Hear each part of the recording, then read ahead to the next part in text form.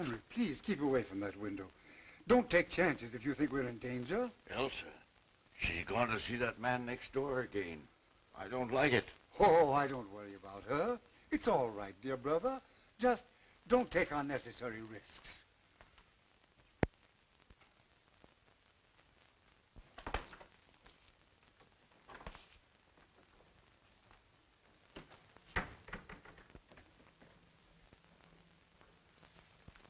She's gone next door again.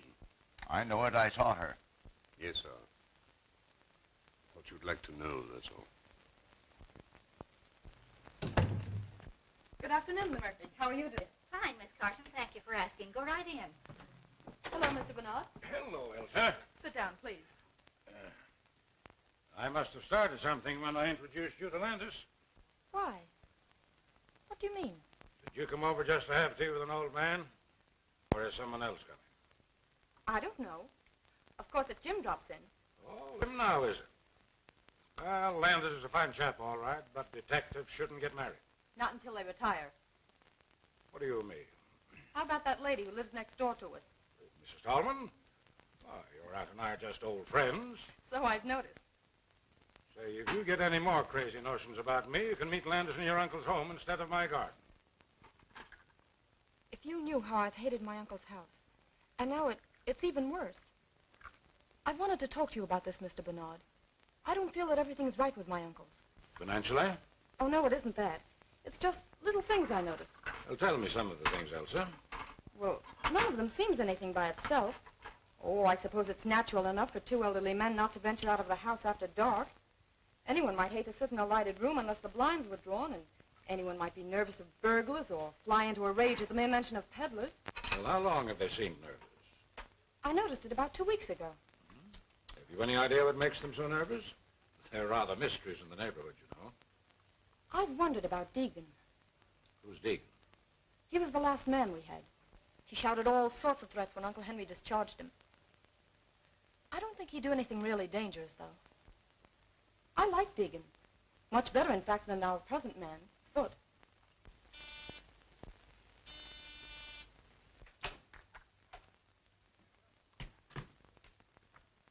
Good afternoon, Mr. Bernard. Hello, Elsa. Sit down. I'll pour you some tea. Are you all through? Yep. I have my man in jail, and my work here is finished. I'm going to town tonight. Give my regards to all the gang at headquarters. I surely will, sir. But don't think for a moment you're forgotten.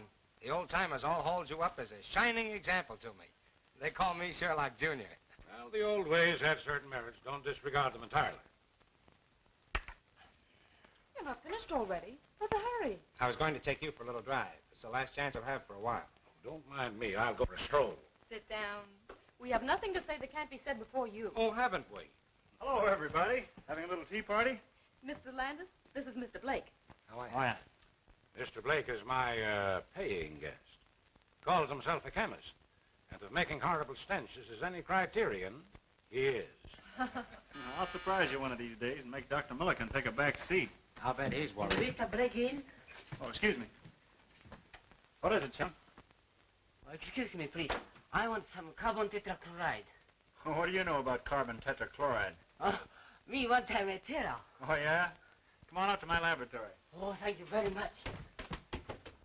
Let's go before Blake gets back. Oh, he's not as bad as all that. But remember, this is my last day here. All right, run along then. I'll be seeing you again soon, sir. You don't have to tell me that.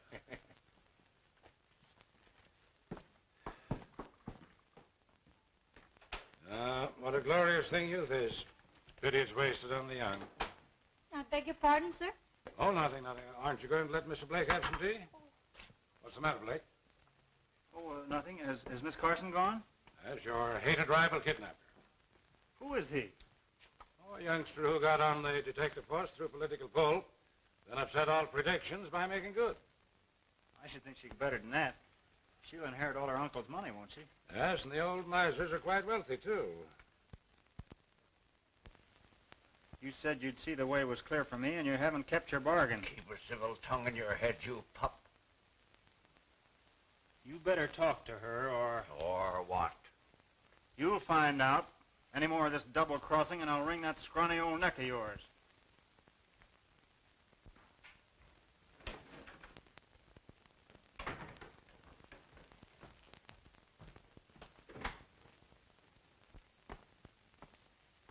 Won't you please say yes, dear? I can't now. Oh, it's no use pretending I love my uncles. I don't. They wouldn't let me when my mother and father were killed and I first came to live with them. But they need me, Jim.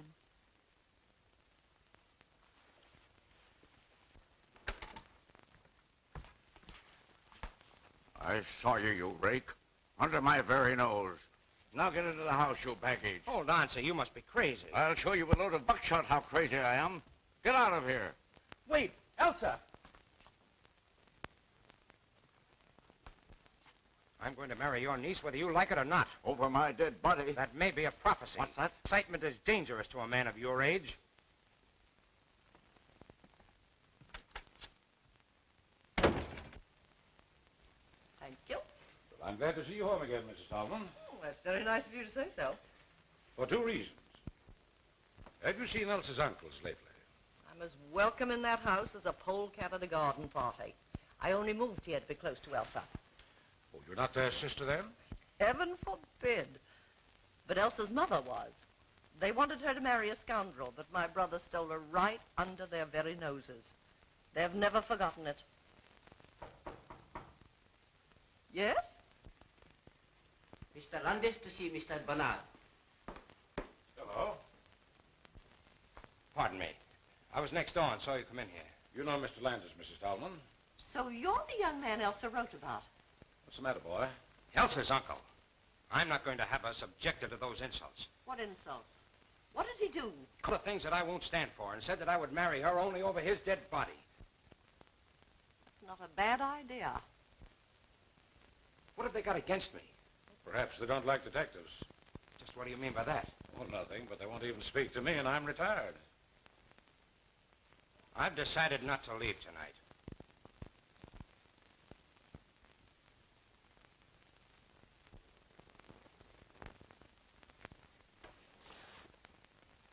Henry, there's a man sneaking about the garden.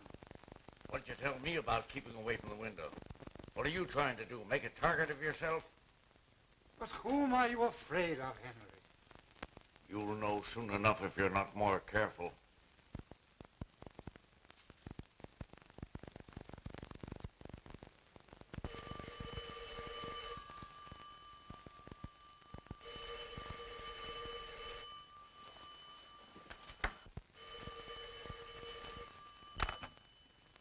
Hello?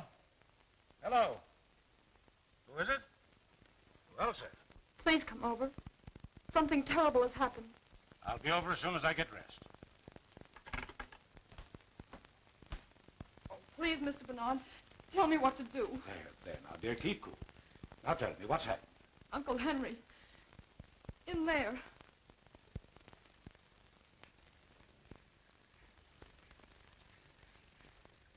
Oh, no, no.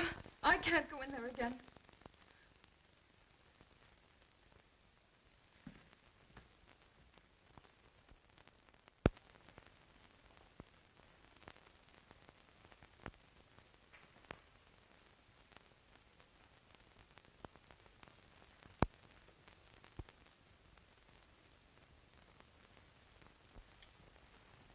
Hello, Doctor. Henry Carson is in there in the library, stabbed in the back. Great Scott. Murdered?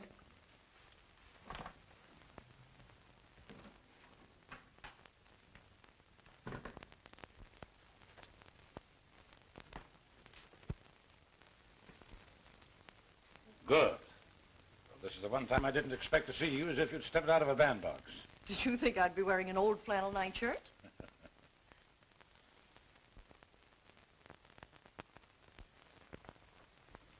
There, there. It was a dreadful shock, wasn't it?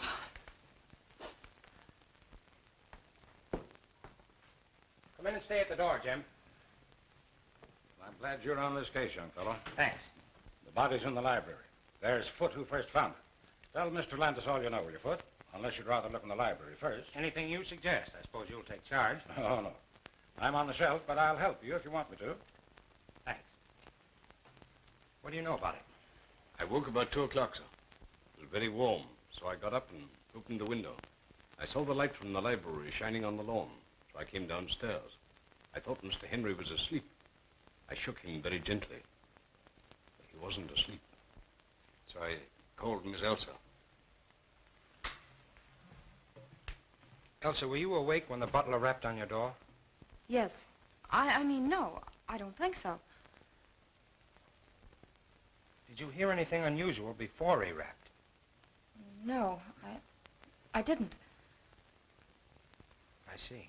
And now may I be permitted to suggest that Mrs. Tallman take Miss Carson up to her room? Well, you don't have to. I was going to do it anyway. On your way, young lady. Oh, Uncle Charles, don't come down, please. Why not? What's the matter? We hope to break it to you gently, Charles, but you'll have to know it sooner or later. What is it? Why don't you tell me? It's Uncle Henry. He's dead. Dead?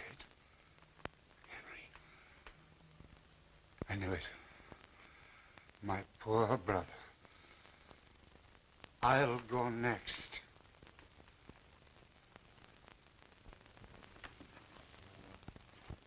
Do you think the stab in the back was the cause of death? Naturally.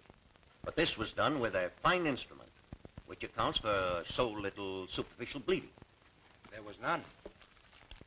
The edges of the cut in his shirt and undershirt were bloodstained.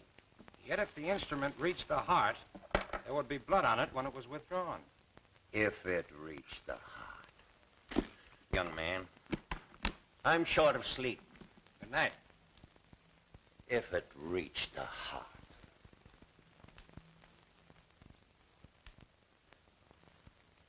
Seems annoyed, doesn't he? Well, naturally. First shoot out the wound as the cause of death. Then you talk about it having reached the heart. That's right. So I think I'll be saying good night, too. Now, listen. I don't want to bother you if you're not interested, but I'd be mighty grateful for your advice and assistance. Will you help? Well, if you put it that way, I'll do what I can. Okay. Would you prefer to work independently, or shall we compare notes as we go along? Well, we'll make notes as we go along and then draw our own conclusions. Swell. Now, if you don't mind, I'll start with this room. All right, young fella, go ahead. I'll follow you.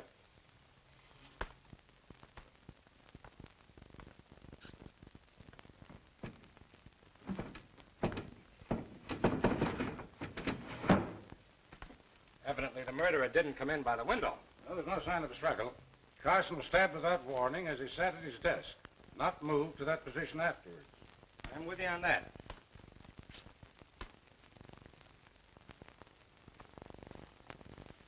Hey, look here a minute. How do you suppose that blood got there? Did you expect to find it? No, just noticed it. What do you make of it? I don't make anything of it unless someone cut himself accidentally. Carson's wound never bled like that. Look, there's a little mark here, too, in line with these spots, where a sharp point scratched the shellac. That's interesting. Someone dropped a sharp instrument here that had blood on it, and the blood dripped a little. Mm-hmm. Well, for the present, that explanation ought to serve. But where's the weapon? I haven't seen a sign of any possible weapon, blood-stained or not. What's that on the little table by the sofa?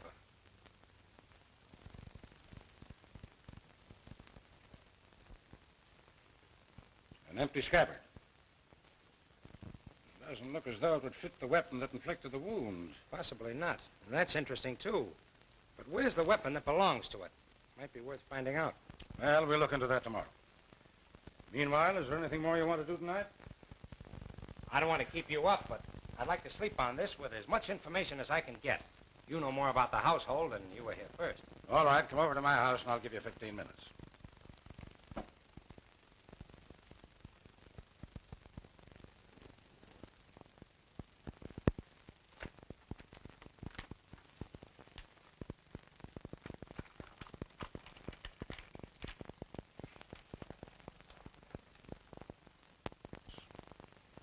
Only got to know Elsa through her aunt, Mrs. Tallman. Well, that about covers everyone. Well, except Peter Blake, my lodger. What has he to do with it? Oh, probably nothing. But he's had his eye on Elsa for some time, and he knows she'll inherit her uncle's fortune. Well, as far as that goes, I could be suspected myself. Or Mrs. Tallman. You remember what she said. Well, now there's something else. Elsa was very agitated, of course, but wouldn't let me send for the police, which struck me as, well, unusual. She naturally wants to have the murderer punished. Yes, you think so? Yet when I suggested that she send for her aunt, she stammered a very poor excuse. But you did send for her. Oh, yes. Now, don't misunderstand me. I don't for a moment suspect either one of these two women. But there's something peculiar at the back of Elsa's attitude. She's fond of her aunt, isn't she? Oh, devoted to her. Well, I guess that's all. Oh, there. Let me show you what I found. I found it beneath the dead man's hand.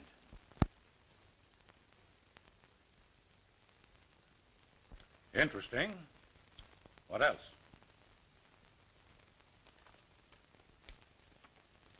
A dead mouse. Well, that's interesting, too. It's prima facie evidence against the housemaid, but it's not just the kind of evidence we're looking for, is it? Maybe not. Who knows?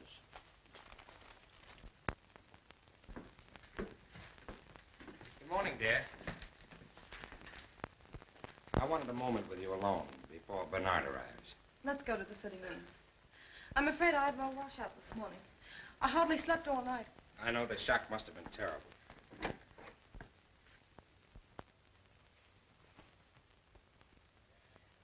Jim, I'm terribly upset. There, don't worry. We found a number of clues. Mr. Bernard. Just wait outside. Well, good morning, dear. Good morning. Any inspirations in the night? No, but I've arranged for the autopsy and had a look over the grounds. I was just going to ask about this man, Deegan. Do you think he had anything to do with last night's tragedy? I don't think so. I don't know. Of course not. Elsa, were your uncles still engaged in business? I believe Uncle Henry wasn't away. They seldom went out, but Uncle Henry wrote a good many letters. It was he who handled the details, then. I suppose so. But you know nothing of the nature of their business. They never talked much of it.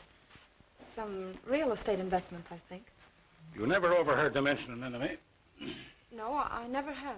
Would it be possible for us to see your Uncle Charles for a moment? Oh, no, you mustn't. Please, don't disturb him now.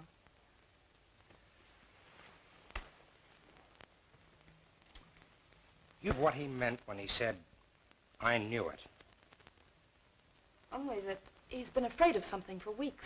You know of any quarrels your uncles may have had with anyone? Anyone at all, recently? Oh, don't mind me. If I'm guilty, I'll condemn myself. Did anyone else call at the house yesterday or last night? Well, what was that? Did anyone else call yesterday or last night? I don't think so. Won't you let me go now? Before you go, may I ask you one more question? What is it? I just want to know whether you saw anyone other than the regular household about the place last night before the tragedy. No, I did not.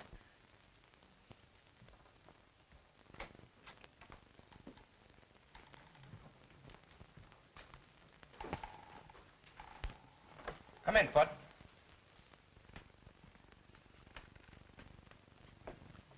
Sit down.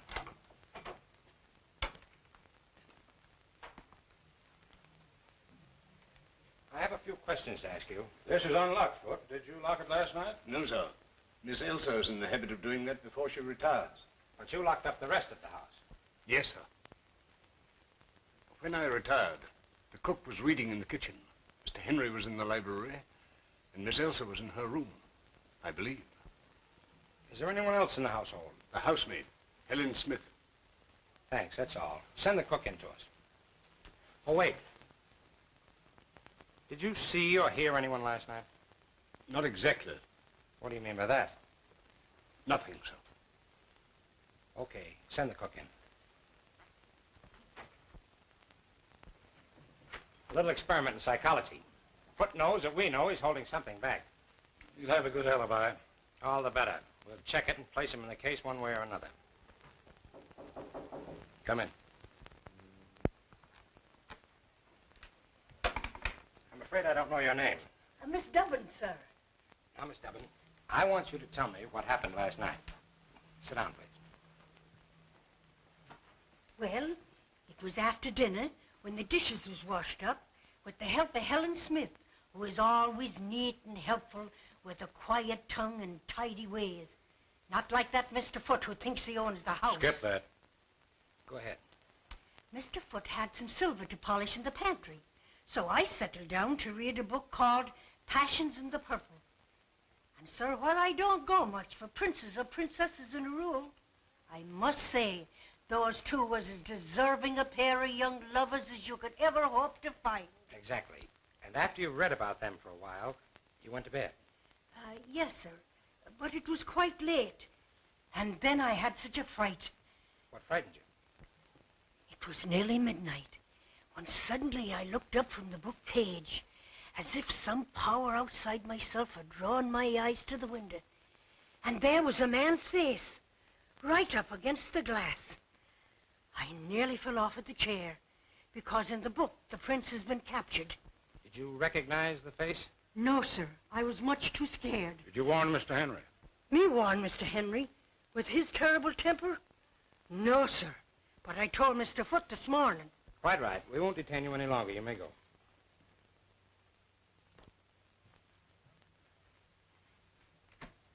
Well, that's that. What do you make of it?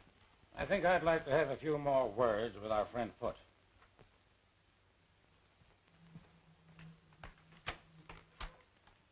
Foote. We find we have a few more questions to ask you. Yes, sir? Have you put down any poison against rats or mice lately? No, sir.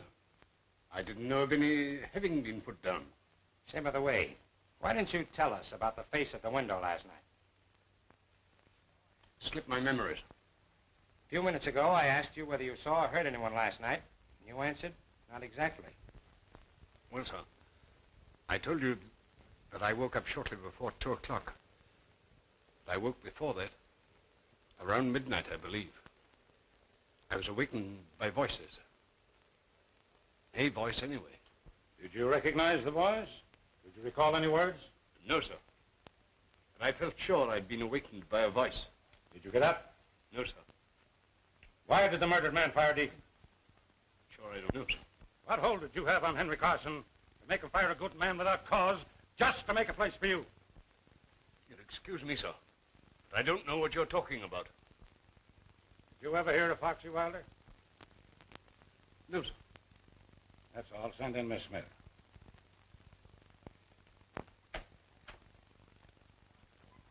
What was all that about? Shot in the dark that hit him. Did you see Foote take it? I certainly did. Who the man? Forger that I haven't seen for 15 years or so. He was arrested twice, but wiggled out of both convictions. We have his fingerprints, though, and I'm practically certain he's the same. The idea that he might have had a hold on Carson out of the past is interesting. Yes, very interesting.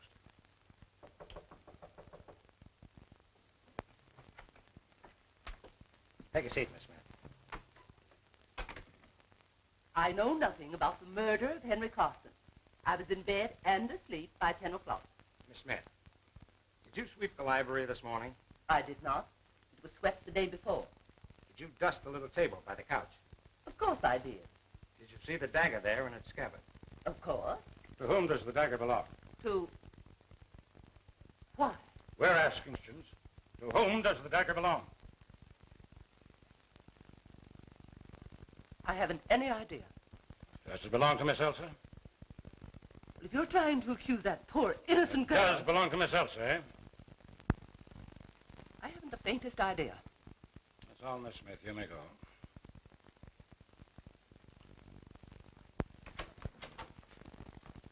Well, you found out what you wanted to know.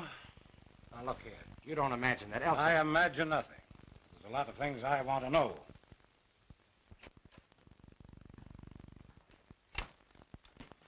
Hello, what's up? Who? Henry Carson. He was a friend of yours, I believe. Well, I just knew him, sir. What are you, doing here, Mr. Blake? Oh, just experimenting. You have a lot of poison gas, I see. Why, yes. Oh, no, not exactly. But say, Mr. Landis, I wouldn't think of killing old Carson. Well, of course not. We'll be ready in a few minutes. Why, I'm out to lunch. I have an engagement. Going far? Oh, no, just around here.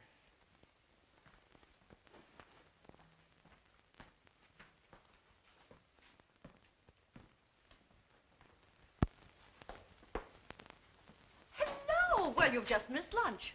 What's the bag for? Uncle Charles insisted I come to stay with you. Well, wonders never cease. Well, you're welcome, my dear. Take any room you like upstairs and make yourself at home.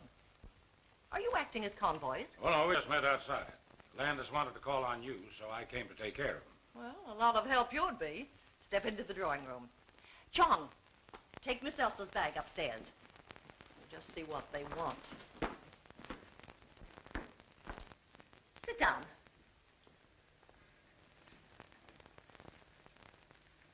You want to talk to me? Did I or did I not kill Henry Carson?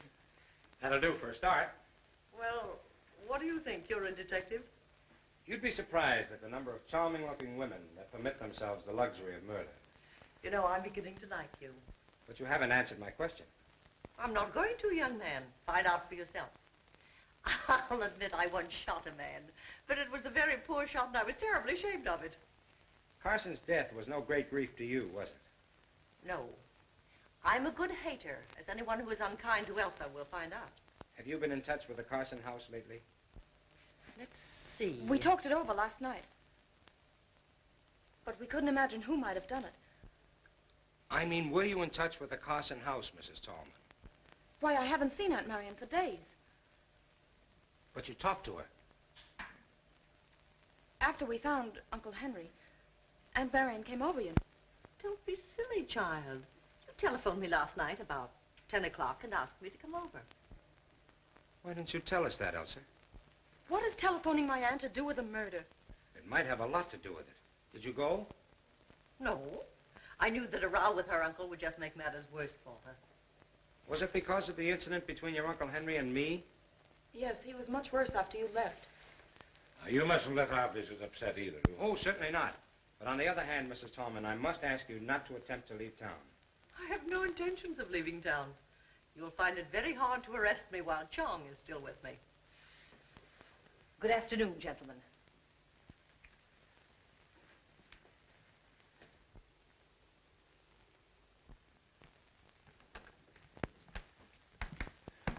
I'll inform Mr. Carson that you're here, sir. Say, Foot seems like cocky. Did you notice the change?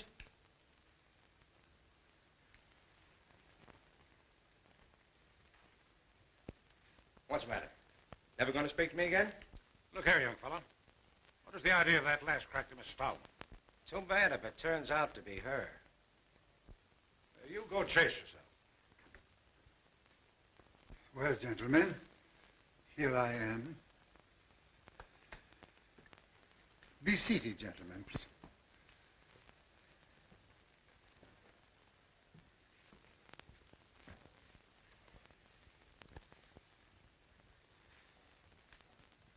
It's very kind of you to give us this info. We have no definite clue as yet, so we've been forced to come to you for help. I'm afraid there's little help that I can afford you. You see, my brother was a good man, but he had a violent temper, which made him many enemies. Cause for your nervousness of late. Figure sneaking about the grounds. Yeah. And at what time? I was reading in my room late at night. When I put out the light and opened the window, I figure there by the hedge. Did you describe the man at all? No, it was too dark. Did you hear anything last night? I was very tired, and I didn't wake up until Foot called me. I'm sorry I can be of so little assistance, but I'm here. Apprehensive yourself lately, haven't you? You said something about being the next to go. Yes. I regretted those words the moment I had spoken them. I had wished to frighten Elsa more than she'd been frightened already by the tragic fate of other. Mr. Carson, what do you know about Foot, your butler? Why, almost nothing. My brother hired him, I think, because of a letter that he wrote asking for a position. Foot is a friend out of the past. Yes, I suppose so, Mr. Bernard. I felt that sometimes he presumed upon it a little. Mr. Carson, I have one more question to ask. We found no trace of the weapon yet. Search the house? Of course, gentlemen. Search wherever you will.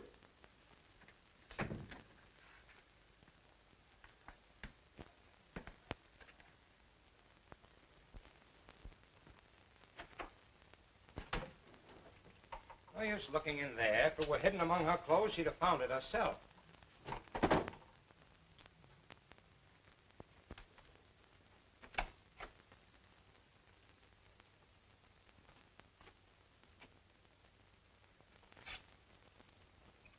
Curious? Look at it. What about it? Why, look at it. Elsa never wore a dress like that in her life. Well, maybe it belonged to her mother. Take a good look, will you, Landis?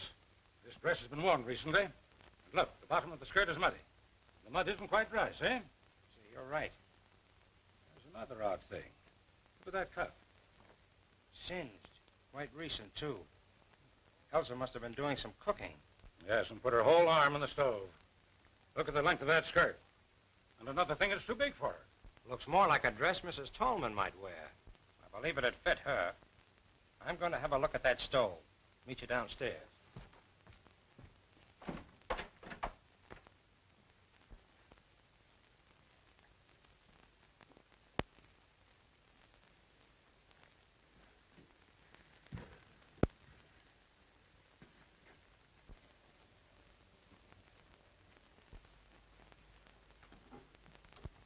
Excuse me, sir.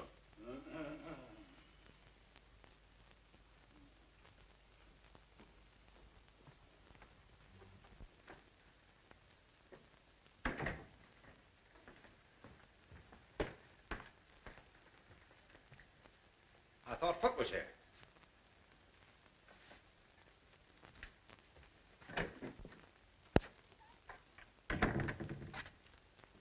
Foot. Do you remember anything more about the voice that awakened you earlier in the evening? I really don't remember anything more than I told you, sir. Well, do me a favor and try hard to remember now, will you?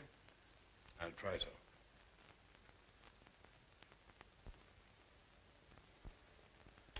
It's no good, sir.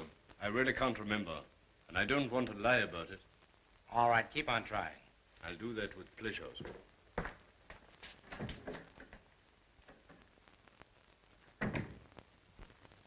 No, I can't say that I noticed anything peculiar about the library chandelier. Well, I did. When we were waiting in there for Charles Carson, I happened to look up at it. One of the gas jets was fully open and parallel with the pipe. But great Scott, man, we would have smelled it. Oh, no, we wouldn't. The cook tells me that Henry Carson had a scrap with the gas company and it was shut off all over the house. She uses a coal stove. That's how I found out about it. What harm could it do then if it were open? When I went in to speak to Foot, it was closed again. But who would have touched it?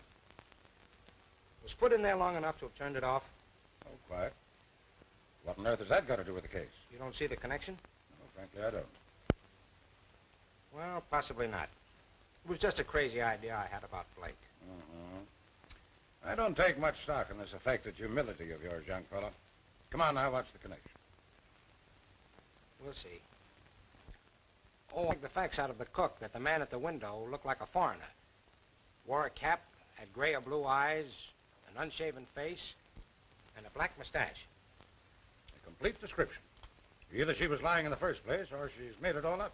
No, she didn't know she knew it. And we'll have no difficulty in finding it. Want me to do it? I'd be glad if you would. And now, before I leave, I think I'll pay Mr. Blake another little visit.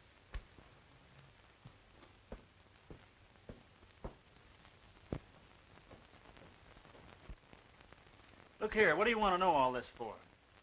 You prefer not to answer? No, I don't mind. I was only joking. The fact is, I'm working on a new infallible gas disinfectant for rooms where people have had contagious diseases. You have a number of gas containers here. What are they? Why, there's natural gas, there's And in those carboys? ether, ammonia, and chloroform. Is this the company that supplies you, Bar Chemical Company? Yes? Anyone come in here? Well, there was Chong, you know. But wait, that fellow Foot from over at Carsons was in here one day. What did he want? Well, I'd promised Elsa a good cleaning fluid for her gloves, and she sent Foot over for it. That was 3 days ago. What time did you go to bed last night? Oh, about 20 minutes after 11, I think. You didn't go out? No, of course not. You're lying, you know. What makes you think so? What time did you go out? Oh, about 10:30, I guess.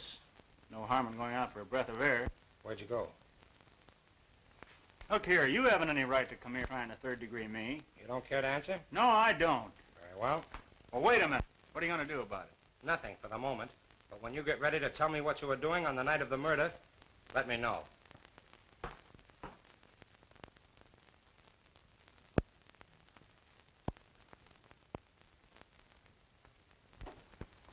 Good morning, good morning. You're an early bird. Where haven't you been to bed? You realize this is the third day now and we're just about where we started? Oh, I wouldn't say that. Well, I'm anxious to hear what you found out yesterday. Good. Sit down, then. Oh, by the way, I checked on Deegan. The people who employ him were giving a party that night, and he was on duty until 4 in the morning. So that eliminates him. Well, I had better luck. I expect to produce the face at the window today. How? Through Briggs, the man Henry Carson was writing to. He's their real estate agent, and none too honest, I fear. I found out through Briggs that the Carsons own a number of tenements that he bought for them under an assumed name. He also admitted that there have been a number of fires in those buildings lately. Obviously sapphire bug. Were the buildings heavily insured? Yes, but that doesn't seem to be the angle. In fact, Henry Carson told Briggs to take steps to stop the fires. Briggs engaged a private detective, but the fires didn't stop. There was an attempt at firing one of the buildings on the very night Carson was murdered. What time? A little before midnight. Well, then the same man couldn't have killed Henry Carson. Yes, he'd have had time, only it wasn't a man. A woman? The private detective described her as being tall, dress of some dark material, small hat and a veil. She moved with a free, swinging stride, like a woman who'd been used to an outdoor life. But that's extraordinary. The description fits Mrs. Tallman.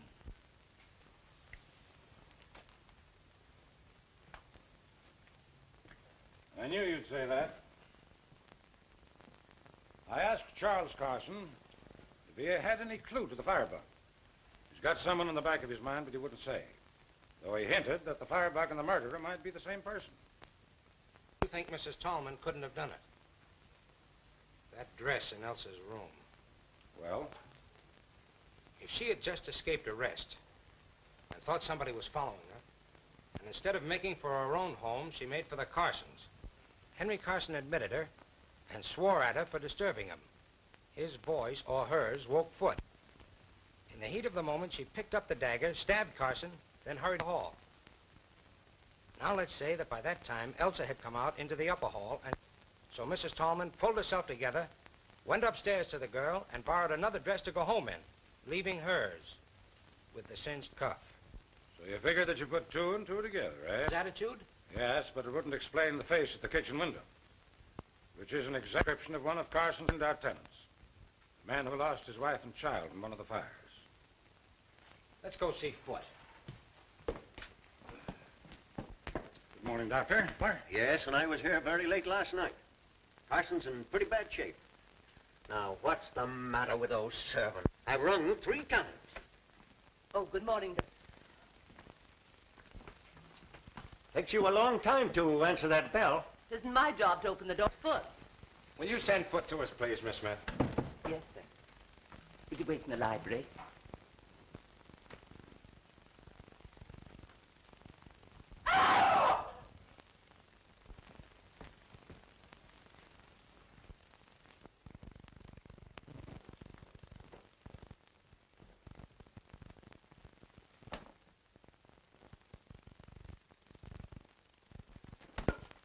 What's the matter?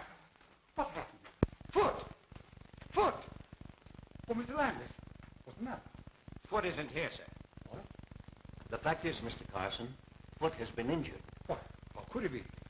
He had too busy leaving the house at this hour of the day. Dead. Dead? Foot? Oh, nonsense. Now, don't get excited, Mr. Carson. Foot was killed last night. Murdered? Was he killed here? Mr. Landis, was he killed here? That's right. What does it mean?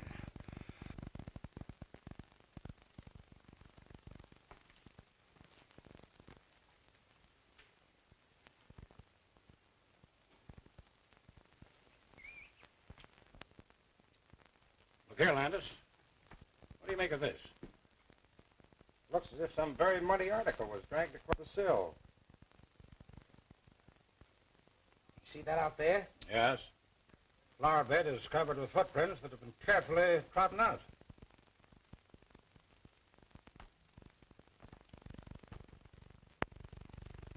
Did you look at... Oh, traces of... Your eyes are better than mine, young fellow.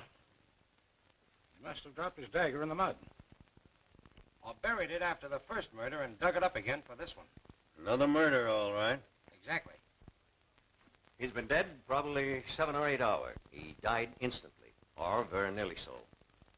The wounds are very similar, and were probably made with the same instrument with which Henry Carson was stabbed. Yeah, just a minute. Where are you going? Let me go. Keep your hands off me, Jim Brooks. What do you mean, poking your nose into other people's business? Asking me where I'm going and doing... Stop that noise. You want Mr. Carson down here again? Well, I'm not going to stay in this house to be murdered, too. Go back to the kitchen. If you try to leave this house before I give you permission, I'll put you in jail.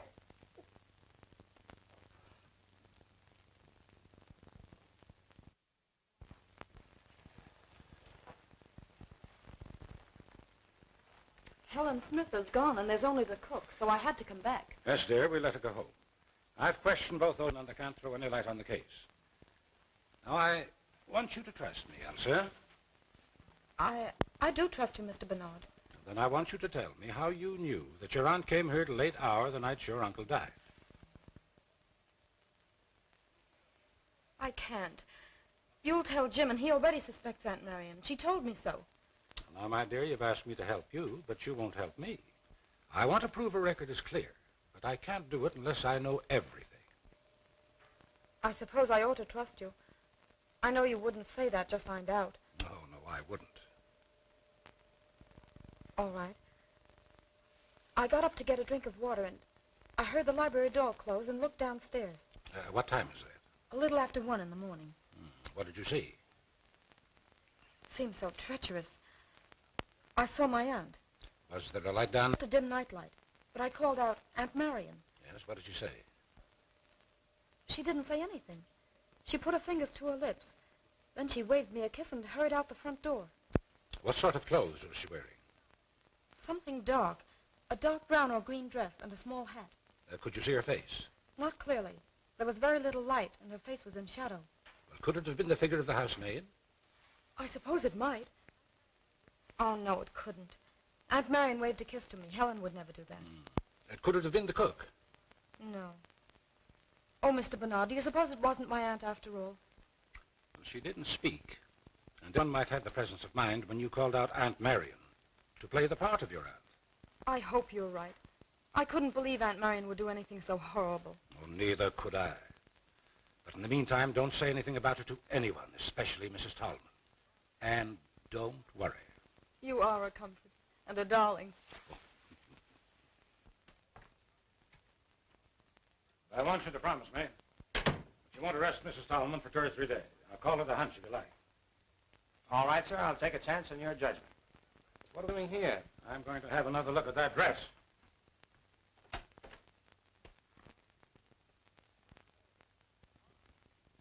Gone. Gone. I'll have a chat with Elsa about it.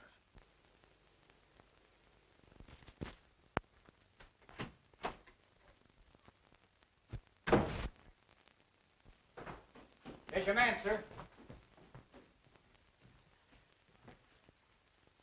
Is this the man you saw at the window? It's the very man, sir.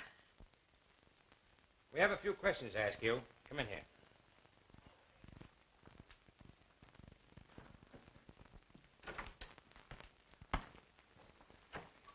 Sit down.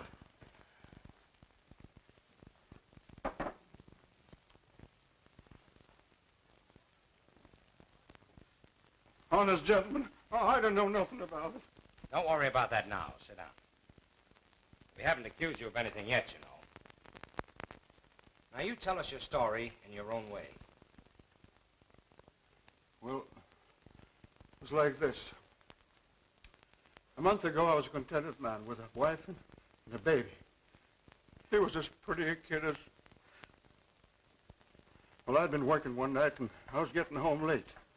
I saw a lot of people running towards my street, so So I ran too.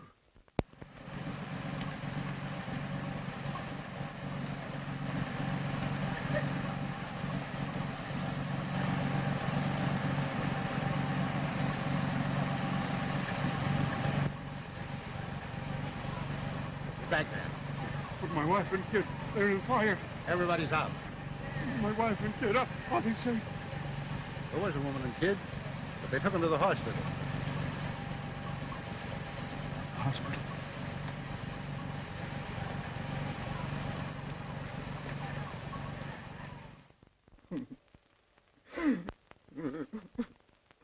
Excuse me, gentlemen. I ain't been the same since that night. Well, I rushed over to the hospital, and there was Alice and little Bill lying in a bed together with a sheet pulled over their faces. So you set out to find the owner of the building? That's it, sir. All I was asking was the price of a tombstone, like Alice had wanted, that's all. But Briggs, he wouldn't tell me. So a friend of mine in the fire department, he made him spill the names of the owners and their address. So you came out here? That's right, sir. But I couldn't get here till late because I got mixed up finding the place. Must have been about 11:30 by the time I got here. What did you do after you got to the house? Well, I looked in the back window. There was a woman there sitting and reading. Well, she let out a yell, so I ducked. You mean you went home? No, sir. I wanted my rights. I came round this window here, but all of a sudden the lights upstairs went out. So I ducked, scared somebody might look down and see me. That's just what happened. You were seen. Now come clean. So help me, I'm telling the truth. Well, after a while, I crept back and looked under the shade. At this desk here, there was an old man looking over some papers. Did you rap on the window? Not me, sir. I wasn't looking for trouble. I just walked along the house to see what kind of a car they had, to see if they was rich. The garage was empty, so I went home. Is that all? I guess that's all. But I didn't murder the old man. You better tell us everything, Bell. Oh, what's the use? You wouldn't believe me. Why don't you try? Well, it was like this, sir. The garage was all dark inside. But I carry a torch, and just as I took it out, something hissed at me from the back of the garage. Hissed at you? Yes, sir, I'll swear to it. It scared me so bad that I ducked again. Then how did you know there was no car there? Well, after a while, I came back, and I flashed on the torch, and that time I saw it. Well, what was it? I said you wouldn't believe me, but I'll take my oath it was a snake, wiggling away toward the back. You sure it wasn't a long red herring? I'll take my oath it was a snake. So you went home? Yes, sir. I went straight home as fast as I could. You were never near this place before? Well, I never found out the address till the day before. How could I come? You came again? I never did, sir. I never came near that place again. You came here last night, crept in, stabbed another man at that desk, just as you stabbed Henry Carson. I didn't, sir. I didn't. I swear I didn't. Where were you last night after midnight? I was in a picture show. Anybody with you to prove it? No, sir. I went alone. I'm going to send this fellow home now, but don't lose track of him for a few days. All right, Val.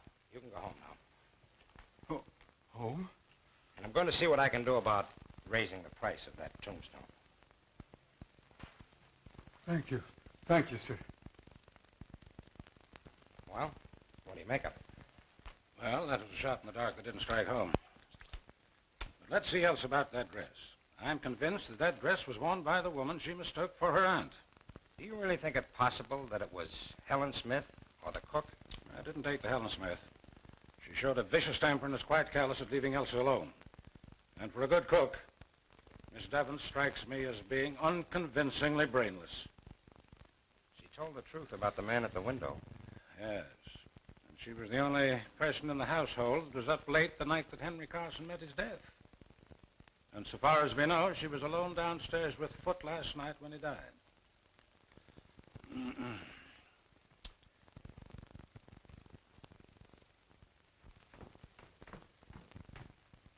Where are you going with this?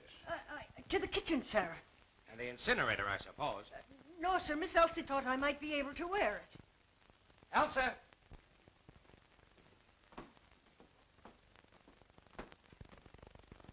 Did you give this dress to the cook? Why, yes. I found it at the bottom of Foot's trunk. Foot? Well, Foot must have planted that dress in here. And it would be the logical place for him to hide anything else. While Elsa was away.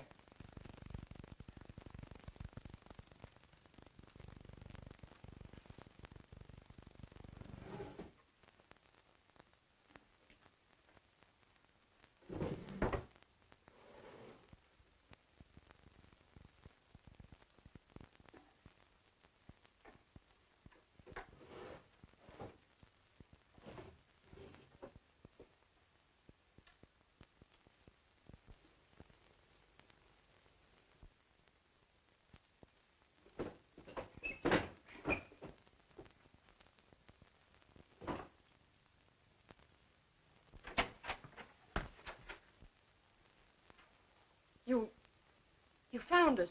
Yes, Elsa, where you hid it. Oh, I know I shouldn't have done it, but it lay there. Where? It lay on the floor of the library. Foot hadn't seen it, so I sent him for water. Then I ran upstairs and threw it in my wardrobe. That's why you called Mr. Bernard from upstairs, but why did you hide the dagger, Elsa?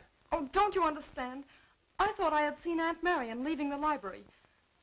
When I saw that dagger covered with blood... Then you washed it and later hid it in the drawer. You did a very foolish and dangerous thing. Oh, it wasn't as bad as all that, dear. There are other clues, you know. I'm sorry. But I'm not frightened anymore.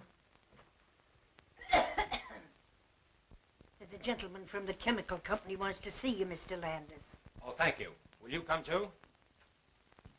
Excuse us, dear.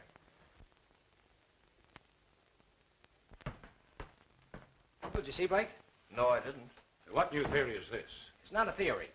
I had the chemical company send out Mr. Watson here to examine Blake's laboratory. Well, what'd you find, Mr. Watson? The pressure is good in all the gas tanks except the carbon monoxide. Which means? That most of the gas has been drawn off. Well, could it have leaked out? Our tanks don't leak. Somebody might have left the tap open a little, but if he did, he'd be lying around there somewhere. Well, that's all I wanted to know. Thank you. I'm glad to help you if I can. Well, you've been holding out on me, eh? Not on facts, only theory. Carson's wound didn't bleed. That's why I made such a point of whether it reached the heart or not. My idea was that when Henry Carson was stabbed, he was already dead. The autopsy showed a scarcity of oxygen in the lungs. In that case, the wound wouldn't bleed at all. It didn't. But let's take the evidence in order. First, there's the mouse. The little beggars never die out in the open unless they've been poisoned. But nobody had put down any poison. Well, where's the connection? Suppose that Henry Carson had been sitting quietly at his desk and Mr. Mouse ventured into the middle of the room. Then let's suppose that death suddenly gathered both man and mouse at the same instant. Carbon monoxide. Suppose we see if your lodger is in.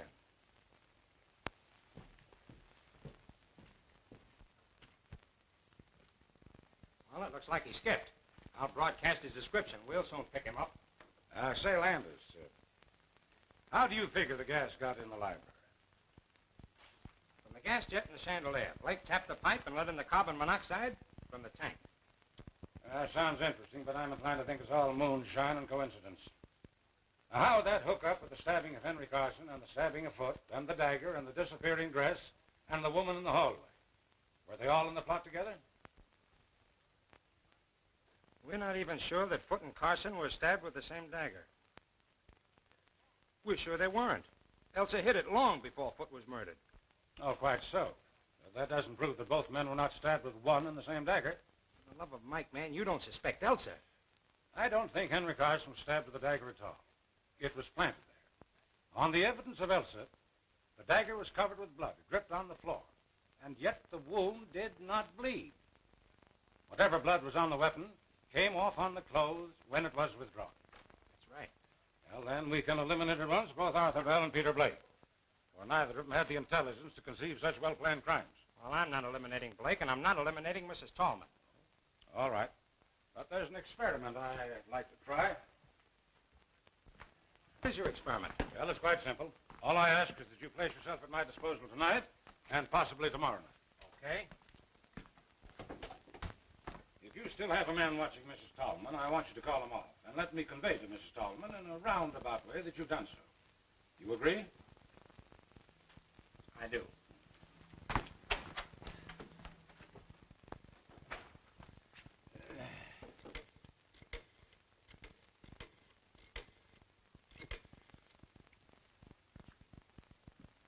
Hello, Elsa.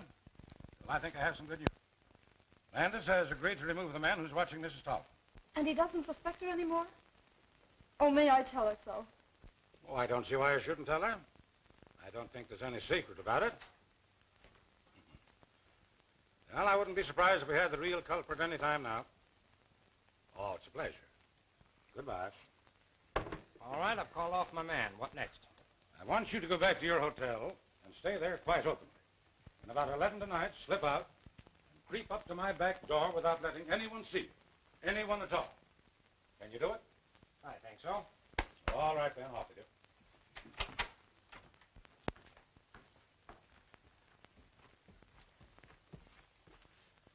I'm going to undress. You wait here until I come out again.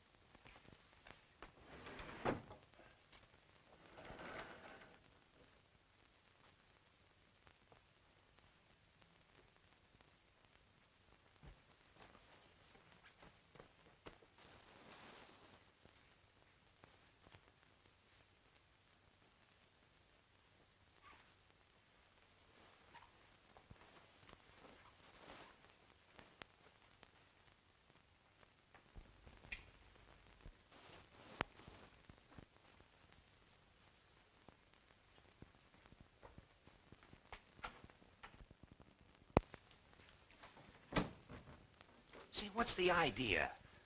That's the experiment. Don't talk, not a sound.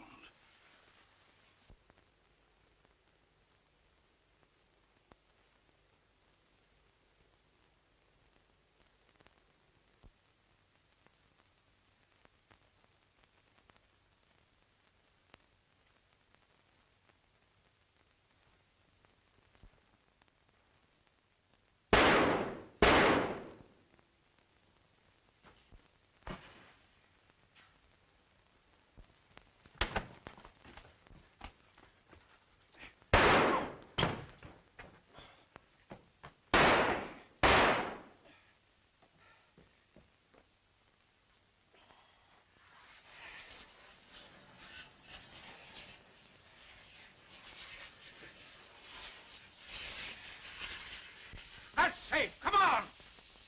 Are you hurt bad? No, just brace me. Hurry, we must catch it.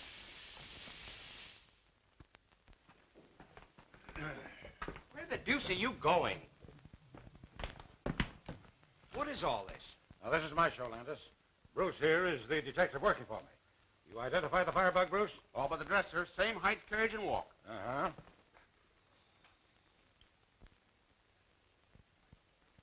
Mr. Landis, I know that I've done wrong. Would you tell me, please, if I'm to be incarcerated tonight or permitted to sleep here? What do you think we're going to charge you with? Well, dressing as a woman, I know it's illegal, but I wanted to find the murderer of my brother. We're saving you the trouble. We're charging you with the murder of your brother and the murder afoot, setting fire to your tenements, and the consequent death of Martha Bell's wife and child. Ridiculous. You know that I was in my room, and at what hour I put out my lights. Yes, I found the clockwork arrangement that put out your lights. Now I'm going to find the dagger with which you stabbed your victims. That was a smart idea of yours, planting the dagger smeared with your own blood. You see, I saw the first morning that you had adhesive tape on one of your fingers. Lies, lies, Mr. Landis. How long is this farce to continue? Until you confess. Come on, Landis. Let's find that dagger. I think I know where to look. One moment, gentlemen, please. I admit I'm the firebug. Unfortunately, I'm the miserable victim of a pathological mania.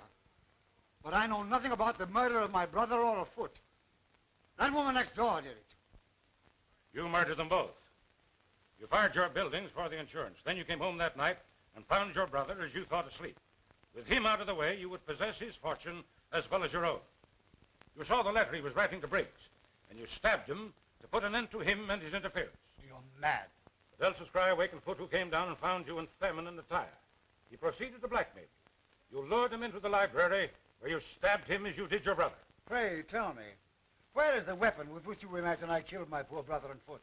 It isn't in the house, so it must be somewhere in your course between the front door and the side door where you re-entered the house. Come on, Landis. We'll look the ground over again. Right. Oh, you've got your flashlight? Yes, well, we'll take Carson along.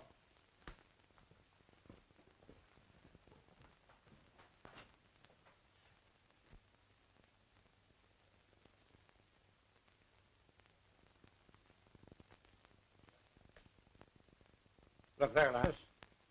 Doesn't it seem strange that such a tall plant should be tied to such a short stake? That stake? That wouldn't help it any. Bruce, pull it up and let's have a look at it.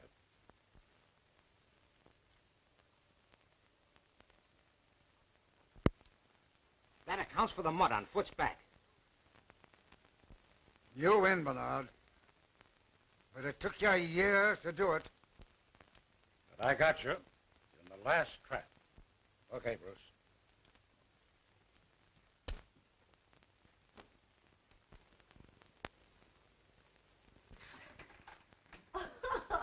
Cleared at last, and you're foiled again, Jack Dawson. I'm sorry, Mrs. Dollar. Oh, forget it. I suppose you want to talk to the mastermind. Yes, but I wondered... Oh, I know what you're wondering. I'll just see if she's presentable. She's had quite a shock, you know. Yes, she must have had. You'll find Sherlock in there. Thank you. Good morning. Oh, good morning. Oh, don't get up. See, now that it's all over, do you mind telling me how you happen to suspect Carson? Not at all. You took it for granted that Carson wouldn't murder his own brother, and you never looked his way. I didn't and did. That's all. Well, that's not all by a long shot. But I believe congratulations are in order. Oh. But don't forget, you must congratulate me, too. For what? Because I've got the man who really killed Carson. Blake? Yes, again. So what is this, a game? Where is the real murderer? I have him by the hand. Are you trying to kid me? I'm not kidding. You killed Henry Carson. I never could figure why Foot should turn back that gas jet in the library. It didn't make sense. But you were there, too. It was easy for you to enter the library while I was talking to the cook. Go ahead. Carson's last words when he was caught implied that you had known each other before, but you were certainly not old friends. So you must have been enemies. You on the side of the law, he against it. So far, you're right. But not once could I get evidence to justify an arrest. Now, what else, young fella? There was Arthur Bell and the hiss of the snake. I took another look at the Carson garage this afternoon. In the back wall, behind the firewood, is a small hole recently bored leading to your garage. And there were yards of rubber tubing in the back seat of your car. Naturally. It's no dice. You'd already opened the gas jet in the library that day you called about the fence. Mm-hmm. What else? You made sure that Henry Carson was at his desk. Then you connected the tube with the gas jet in the garage. You then went back to your own garage, connected the tube to the tank, and turned on the gas. That was the hiss that scared Bell. You let in enough gas to kill a dozen men and a mouse. Then you drew back the tube, and it was the end of that writing tube that Bell saw. Of course, he thought it was a snake. And the confessed stabbing of Henry by Charles. Henry Carson was as dead as that mouse when his brother stabbed him. An interesting bit of reasoning. How long have you believed it? I suspected it days ago. You were so down on my theory of gas and so unwilling to involve Blake. Landis, you've done some fine reasoning. I never thought you'd figure it out. But you don't know the harm those two men have done. I came here to live with no idea but to trap them. You see, we never actually met, but they knew me as well as I knew them. Hello. Are you two still congratulating each other? We're pretty good. Well, there's someone outside who thinks so, too. Oh, you'll pardon me if I carry this investigation a little further.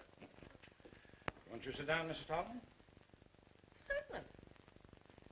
Well, I suppose you're very busy now with Sean gone and Elsa on your hands, but if you have a minute, I've got something to tell you and something to ask you. An hour, if you like. Well, I thought you'd like to know that Landis has traced the murder of Henry Carson To me. What? But you didn't do it. Oh, of course not, but I've practically confessed it, and Landis has let the matter drop. Well, I'll be... That's all right, it's all right. What else could I do? You see, I found some rubber tubing that belonged to you hidden behind the firewood in the garage. I pawed it over to hide your fingerprints and leave my own, then I hid in the back of my car. But will you tell me, please, in confidence, how you got that tank of carbon monoxide to asphyxiate Henry Carson that night? That's the only thing I don't understand, the only thing that doesn't fit. Do you mean to say that you confessed to such a crime to shield me? What else could I do? But I didn't do it. What? Then who the heck did? Well, you're just in time, children. For what? You accused Mr. Bernard of killing Carson. Now I'm going to tell you who really came. 2 weeks ago, I was fool enough to remark in Chong's hearing that if somebody would only murder Henry Carson, I'd be the happiest woman in the world.